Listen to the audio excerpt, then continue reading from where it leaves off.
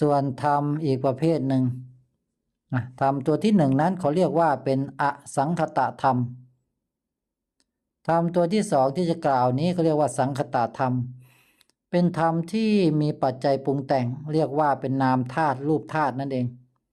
ธรรมประเภทนี้ถ้าพวกเราเห็นว่าเขาเป็นอนัตตาได้เมื่อไหร่นั่นแหละคือธรรมจำไว้นะเรียกว่าเห็นธรรมในธรรมเมื่อพวกเราเห็นความเป็นอนัตตาในรูปธาตุนามธาตุพวกเราก็ได้ชื่อว่าเป็นผู้ที่รู้แจ้งในธรรมพวกเราเข้าใจได้ไหมว่าธาตุบริสุทธิ์ใส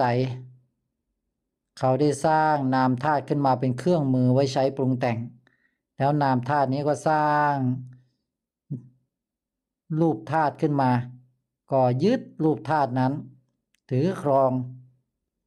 พระพุทธเจ้ามาชี้บอกว่าทั้งรูปธาตุและนามธาตุนะเป็นอนัตตาทั้งสิ้นแหละไม่ใช่เราไม่ใช่ของเราเรียกว่าขันธ์ห้าเป็นอนัตตานั่นเองเมื่อพวกเราน้อมตามจะเห็นได้ว่าเมื่อธาตุบริสุทธิ์ไม่โง่ยึดนามธาตุไม่โง่ยึดรูปธาตุธาตุบริสุทธิ์ก็หลุดออกจากรูปธาตุนามธาตุนั้นไม่อาศัยรูปธาตุนามธาตุอีกต่อไปธาตุบริสุทธิ์นั้นก็กลายเป็นธาตุบริสุทธิ์ดังเดิมพร้อมด้วยองค์ความรู้แห่งปัญญาตรงนี้เข้าใจไหม